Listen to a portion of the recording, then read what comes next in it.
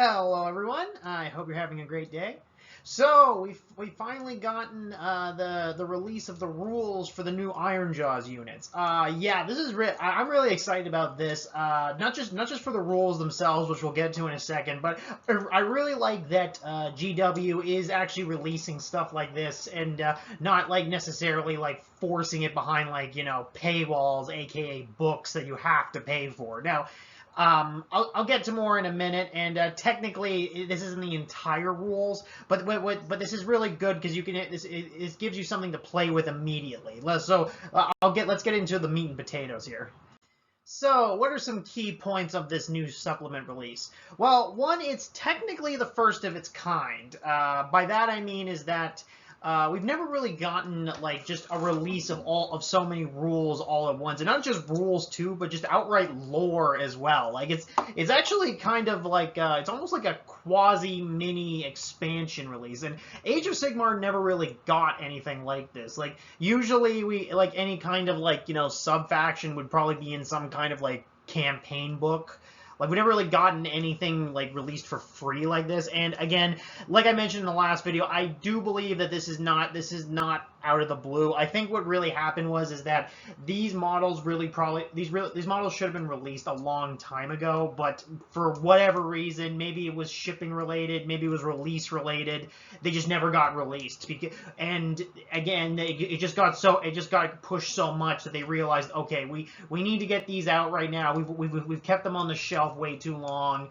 Let's just get them out there. And honestly, I think it's not a moment too soon, because as I mentioned before as well, Ironjawz haven't gotten a true release since virtually the game started. Like, we're going in like 3 editions deep now, and Ironjawz literally were just using the same models that were released when the game first started. So these were very much overdue. And again, I think this is a good way of making up for that. So we have the Warscrolls included, we have the points included.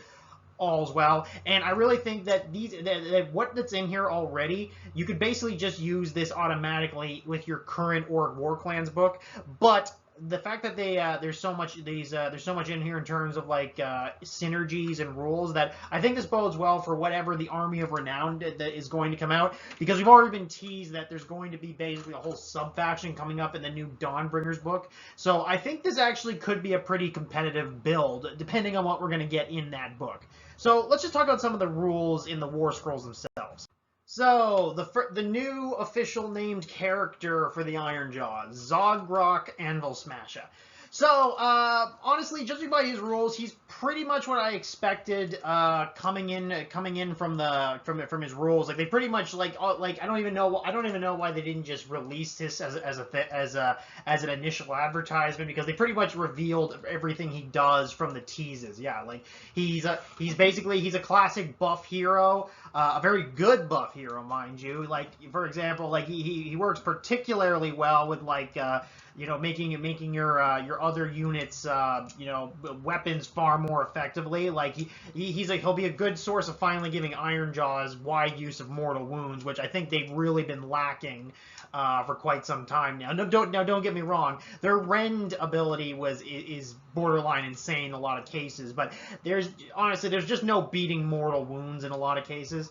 And again, as he said, he also has the ability to personally destroy enemy ward saves. Now, I had assumed that he'd actually give other units the ability to just ignore ward saves, but no, if he attacks an enemy, he just permanently destroys their ward saves, which is not bad in and of itself, but the problem is, and I just want to point this out too, he is also a very good fighter. Like, if you kit him for combat, he will not go down easily. Mind you, however, I feel like you don't necessarily want this guy in combat too much, because again, his ability to, hand out mortal wound ability is something I don't think you should risk losing right away. And not that he's not tanky, he's got very respectable defense for a foot hero, but I don't know, like, you know, it's just because he's only got a 4-inch move. I know there's ways to buff it, but, you know, it's the same problem with foot heroes. Like, the one unit you're probably going to want to throw him at to get rid of their ward, if he's very easily could just get, you know, held up on the way there. So, I don't know. I don't think you really should be throwing him in combat. Also, I kind of think it's a bit of a shame, too. Like, I had also assumed that his kit would also be able to create, like, a generic version of, like, you know, an Ironjawz Smith. And no, he's just a unique hero, which is not bad. It's just the only problem is you're not going to be able to get more than one of these guys in the army ever, which is kind of a shame because, you know, it would be nice to maybe get, like, a couple of these guys running around, but either way, it is what it is. He's pretty. I think he's overall pretty good. I guarantee, however, I think in the Regiments of Renowned, I think they're probably going to give him some kind of some kind of artifact. Probably because with all these new units, they're always trying to like push them as the big thing. So I guarantee there's gonna be some more rules for this guy coming around. So the Brute Rages and the Weird Brute Rekkas. These are about what I expected. I pretty much called everything from the last video. These guys are basically squishier than generic brutes, so they only have a 5-up save. However, they are much faster as well, as in that they can run and charge. So basically, you're basically always going to want to be running with these guys. So their 4-inch movement always add an extra D6 inches onto that. In addition to this, you also got to remember these guys are also from Ironjawz. So Ironjawz have a lot of abilities that allow them to do like out of sequence moving. You know, like the one off the top of my the one off the top of my head is that out of sequence moving that they can like move in addition to their regular move. I forget what the name is. It's like wrecking and bashing or whatever their hero phase movement stuff. So basically, they're even though they may look kind of slow, remember they're always faster in practice than they are on paper because Ironjawz have multiple ways to capitalize on movement.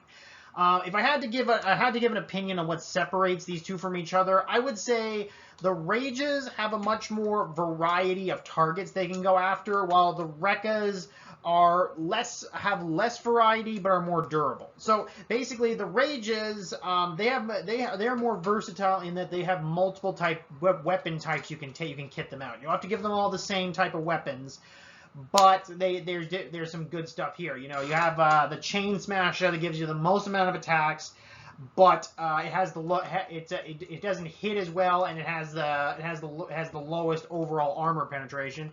You have the mighty Gore Haka that basically has smaller number of attacks but better armor penetration, And also, finally, you also have the Brute Crusher, which is similar, which has it seems to be the weakest weapon of the bunch until you realize it has a special rule that 6 is a hit cause just 3 outright mortal wounds. So essentially, if you were kitting them out, if you're going up against like horde armies or armies with low amounts of armor against them and no ward, go with the first weapon. Second weapon, the mighty Gore Haka. That's basically if you're going up against armored foes. Your Stormcast, your Slaves to Darkness, stuff that can really pile on the armor saves. And the last one, well, that's just a general purpose because with its mortal wound output, it can pretty much be good against anything. But I would definitely put that against stuff with, for example, things with ward saves or things that can ignore rend, like the Ironjawz's arch nemesis, not the Soul Blight, what are their names? Night Haunt, yeah. Like this will be like you would obviously want to take that if you're going up against Night Haunt, so that's always good to have. Now the Weird Brutes, however, they only get the one option. They just get the chain the chain weapon, but which is a good weapon in and of itself. But it does limit them somewhat on target variety. Now their special rule basically gives them every 6 to hit causes 2 hits. So obviously these guys are kitted more for going after hordes, so they can potentially output more attacks overall. In addition, as I mentioned before, they're also somewhat more durable because in combat, when they're in close combat, they also get a 5-up ward save. So obviously that you can see the target priority for them. The brute rages, generally speaking, they want to go after like more elite units, while the weird brute rekkas, you want to just throw them into hordes and just watch them go silly in it. And so I think that's a good idea too, because that way there's not as much overlap between them. So there's a reason to bring both. Now, sadly, it doesn't seem to be any way to make them battle line options. I had assumed that there'd be a way to do that. Now, maybe that will change when the Army of Renown comes out, but right now they're just currently elite options. Now, ultimately, that's not that big of a deal, because obviously you can always just take, like minimum battle line and then just spam these guys. But I don't know, I just kind of thought it would be kind of flavorful, but whatever. It's not that big of a deal. So the Ardboy Big Boss and the new Ardboys. So these guys are the new sub faction for the Orc War Clans. They're a sub faction of a sub faction for Orc War Clans. So the Ardboy Big Boss is pretty much what I expected. Basically he's designed to synergize exclusively pretty much with just the Ardboy units, which makes sense because lore-wise, you're never going to have an Ardboy giving orders really to any Ironjawz whatsoever. But yeah, he does a good job for what he is. He's got the generic stat you'd expect of a foot hero like this. 5 attacks, 3s, 1, 2 damage. He's got an okay stat line. He's about what I expected. He's not quite mega boss tough, but he's tough enough. Now, as I said, he's an okay fighter, but what he really exists to is to buff up Ardboys. Like for example, like once you look at the Ardboy stats here, you realize why they did this. So before, Ardboys were a lot more independent. They had built-in rally buff. They had their own they had their own like ward saves and everything. Now what it basically is that the Ardboys, in my opinion, they've become much more geared towards fighting and a lot more reliant on an Ardboy buffing them up. So, for example, the Ardboy Big Boss, he gives them like a buffs, like a enhanced rally effect, which they're kind of going to need because they lost their old one. And also he gives them buffs for when they're doing their shield bashing, which you'll see in a minute. That's basically just mortal wounds. So essentially, if you're bringing this guy, you basically have to bring Ardboys, and which is okay because honestly, Ardboys I think overall got better for what you probably wanted them for. They've got a 3-up save now, so they're overall much more durable, and they actually have good weapon profiles finally. Like the old Ardboys, honestly, just were not that good when it came to offense. They were okay. Don't get me wrong, because they could put out so many attacks, and when like buffed up by let's say like a war chanter, they could just do a ton of damage. But it was clear their main job was to function as an anvil. Now they can still obviously do that, especially when paired with an Ardboy Big Boss, but they're definitely much more offensively capable now. So definitely you could get away more with taking like all Ardboy armies again, which before it wasn't even possible because they didn't have any heroes. So essentially now they now have weapon options. You can go with like spears or swords. I also like too that their rules allow you to like have advantages for both, not just the generic, oh well, the spear has longer reach but worse attack. No, there's actually rules more associated with them that means that there actually are legit reasons to take one over the other. And also they also have some mortal wound potential now, which is buffed with an Ardboy Big Boss. But that's okay in and of itself, because again, as I've said, Ironjawz do need more access to mortal wounds in general, so I'll take anything I can get with them. They're definitely more expensive than they were before now, but I feel like overall they did improve. Like before, they were basically just weaker. They were basically just, I would say, weaker liberators. Now they basically are just liberators, or honestly, a better comparison are they're essentially just chaos warriors, just with no ward save anymore. That's basically it. But yeah, honestly, 2 solid units really. I did kind of wish maybe the Ardboy had more interaction with the rest of the Ironjawz, but again, I get it. There was no way to justify that from a fluff perspective, because again, no self-respecting brute is going to take, you know, any orders from anything smaller than him, and technically he's smaller than him, so there's that. So anyway, yeah, Ardboys are now a good. The Ardboy Big Boss is a good buff hero, and the Ardboys, they're a solid anvil, and they're better on attack. So good for them. So overall, even though those guys were all good and dandy, I think everyone here wants to hear about the big pigs. And the big pigs, honestly, they are interesting. There's, as mentioned, there are 3 different ways you can kit them out. They come, of course, with a Tusk Boss, which is your hero option. Overall, he's actually pretty durable. He obviously hits the hardest of the three Maw Grunter varieties. He's got good offensive output, and he's very fast. And remember, and again, as I've mentioned, the Ironjawz have various ways to improve units movement greater than what they look on paper. And honestly, also, when I have a feeling that the Regiment of Renown that's going to come out in the Dawnbringer book, it'll probably have rules for making them go even faster. So don't worry about getting this guy into combat. He will get into combat. That's not the issue that this guy has.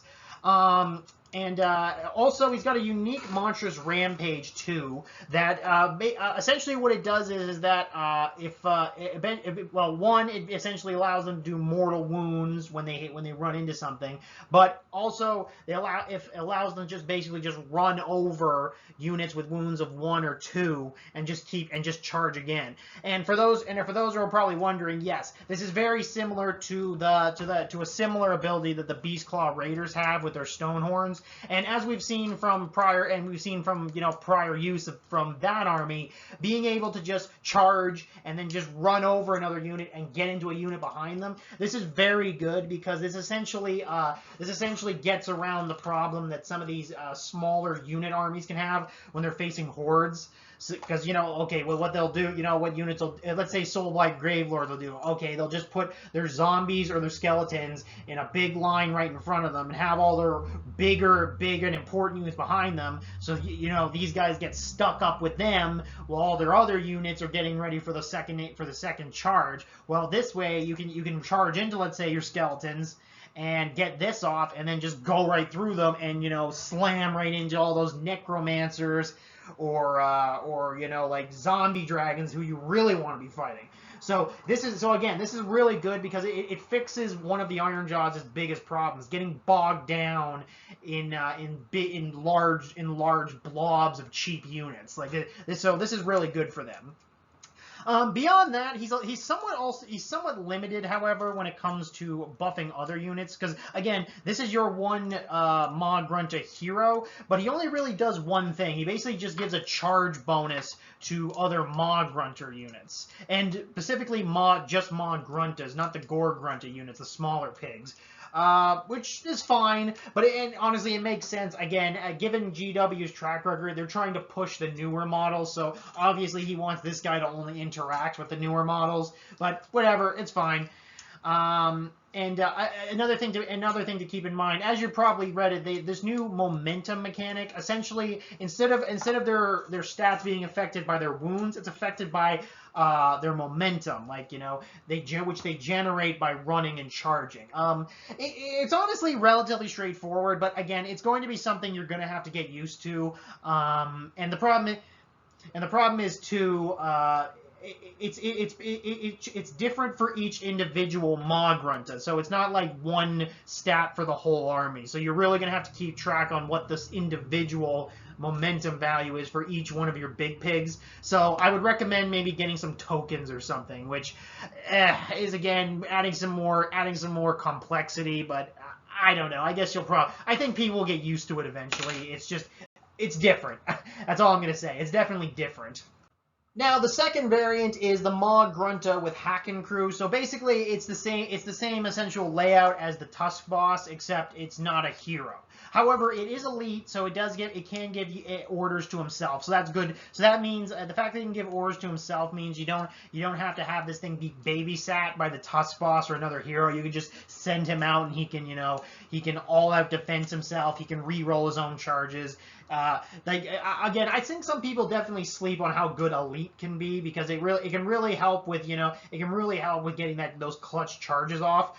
Again, beyond that though, beyond the fact that he's got a weaker attack profile and he's less durable and he doesn't have any command abilities. He's basically identical otherwise to the Tusk Boss, and yeah, he's basically just a cheaper Tusk Boss. You bring this guy if you don't want to pay for a Tusk Boss and you don't really care if you have a Tusk Boss. And he even has the same monstrous rampage too. Like he can slam into units, cause mortal wounds, and just keep going after that. So again, that's pretty good in and of itself. Like having said that, I don't know if I would really, if you like, besides the fact that he's cheaper, I don't know why you would necessarily want to take him. Like, I feel like in a lot of ways, I think that maybe just the Tusk Boss just seems to be like is probably worth just paying the extra money for that, the extra points for. But I can definitely see some use for them, especially if you're doing this on a budget, because again, even though GW is pushing it, I guarantee not everyone is going to be wanting to make an army of nothing but Mog Gruntas. So you probably want to maybe get one of these, but you don't want to pay like Tusk Boss prices. Yeah, this guy's the guy you take if you don't want to do that. Like, he's pretty killy, he's pretty fast, he's reasonably durable, not Tusk Boss durable, but still durable. Yeah, he's just a solid unit that I think maybe my biggest gripe is I feel like he just overlaps with the Tusk Boss a little bit too much. I honestly think he probably needs to go down in points, because right now the Tusk Boss is like, what, like 380? This guy's only like, what, like 270 or something? Like, I don't know. I think he needs to go down in points a little. But, we'll see what happens. Because, again, I feel like the Regiment of Renown, the Army of Renown is going to do some stuff with this. I'm sure there's going to be some more rules for this guy. So now we come to the last of the Mog Grunta variations, and this is the Mog Grunta Gouger. So this is basically the generic version of the Mog Gruntas. Like, doesn't have a crew, he's not a hero, he's just an Ironjaw riding a Mog Grunta. He's overall the weakest of the three. He's the least durable of the three. He's got the weakest attack profile, but again, he's still solid. He's still a monster. He's still fast. He'll still do some work, and obviously, again, he's the cheapest because, again, he is the least durable and the least powerful. Now, a big selling point of this guy is he actually has a unique monstrous rampage compared to the other two. So instead of the other two, he doesn't run through units like the other two do. What he does instead is that when he charges in, and he has to charge, mind you, if he's within range of a unit of one that only has a wounds characteristic of 1 or 2, he can basically cause them to strike last. So that's a real big thing here too, because striking last is a big deal, especially in an Ironjawz army, because remember, Ironjawz have smashing and bashing. If they kill a unit, if they kill a unit in combat, then another unit can immediately go. So let's say if you can make units around him strike last, you have multiple chances to kill off a unit, which allows you to then chain another unit to keep on attacking. And again, this is really good. This is a really good thing to happen, especially when Ironjawz are dealing with hordes, because again, Ironjawz can have issues with getting swamped because they're so low model count. This definitely helps with that, because let's say slamming this guy into, let's say, like a big horde of zombies or a big horde of Skaven, or even just a big horde of even just skinks, making them strike last means you have multiple smaller units that get to attack first, which means a lot more chances to whittle that big blob down to nothing, so that your other Ironjawz units don't get swamped. So again, this guy definitely has some real utility with that. And on top of this, if you bring a Tusk Boss as your general, this guy becomes battle line. So this allows you to bring nothing but Mog Gruntas if you want. So you can bring a Tusk Boss as your general. You can bring like some Mog Gruntas with a Wrecking Crew for some extra, for some elite unit action, and then just spam these guys to just fill out your battle line. And then you know what? If you really want to if you really need to fill your points, then just spam more some Gore Gruntas that just fill out with smaller pigs, and there, an entire pig army. There you go. I know the dream is real. You can go all pig, and you finally got some pig monsters that aren't Maw Crushes. So yeah, we did it, people. The dream is real. So overall, my thoughts. Yeah, this is I honestly the War Scrolls I was always expecting to be good because let's be honest here, GW always likes to hype up the new stuff to get to entice you to buying. So I always knew the rules were going to be good, and honestly, there's going to be even more rules coming because we don't quite know what all the rules are in the new Army of Renown that's coming in the new Dawnbringers book, which are basically which are essentially adding whole new army sub factions to from what it sounds like to be the Sons of Bahamut, the Gloomspite gets with Trogherd or whatever, and now this new all pig army you're going to get with Ironjawz. Well, I really like what GW at least is doing right here is because they're releasing a lot of these rules for free, which I really think GW should be doing more of. There's been arguments and complaints for years that GW is basically like forcing you at knife point a lot to buy all these overpriced books that you really shouldn't have to buy. But whatever. I just feel like this is a good step in the right direction. Now I put a caveat on that.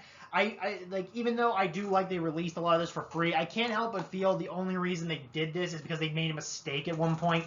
Like, as I mentioned, I have a big feeling that a lot of these models probably should have been released a long time ago, but got delayed for whatever reason was going on behind the scenes. So this is just them releasing this supplement battle scroll for free is basically just their version of damage control, even though they're not admitting that they're doing damage control. So again, even if that is it, I hope GW will take the right lessons from this and just realize that you don't have to like nickel and dime people for every drop of blood, making them buy all these supplementary rules all the time. You can release things for free sometimes. I'm just putting that out there. But having said that, I'm really impressed with this. I think Ironjawz finally are getting some more units. They were in desperate need of them for a long time. Like, I mean, for Christ's sake, like, pardon my language, but like, even like people always give some other armies like Caradron Overlords or Fire Slayers grief for not getting a lot of units a lot, but they have gotten like infinitely more units than Ironjawz had for a very long time. Like, again, War Clans got lots of releases for like the Cruel Boys, etc., but Ironjawz as a faction did not. So this I really think is well overdue. But anyway, I hope you enjoyed this, and hope you're enjoying the new units, and can't wait for the models to come out. Yeah. So anyway, have a great day, everyone.